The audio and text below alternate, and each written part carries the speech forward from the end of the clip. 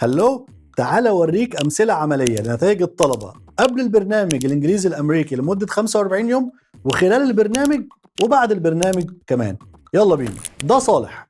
قبل البرنامج كان اني ادخل حوار بالانجلش، كان فيلم رعب، واول تاسك وصلت ل4 دقايق تقريبا، وكان لسه برضو الموضوع صعب. وبعد كذا تاسك والمذاكره طبعا بقى فيه اريحيه اكتر في الكلام. اما بعد تاسك رقم 7 بقيت بوصل ل 12 دقيقه مرتاح، والحمد لله دلوقتي بعد تاسك رقم 11 اللي هو الاسبوع الثاني في البرنامج يعني وصلت 18 دقيقه وكان ممكن اكمل عادي. صالح بكلمه قال لي انا كنت في ميتنج لمده 5 ساعات واتكلمت سبيك لمده 5 ساعات بشكل طبيعي جدا.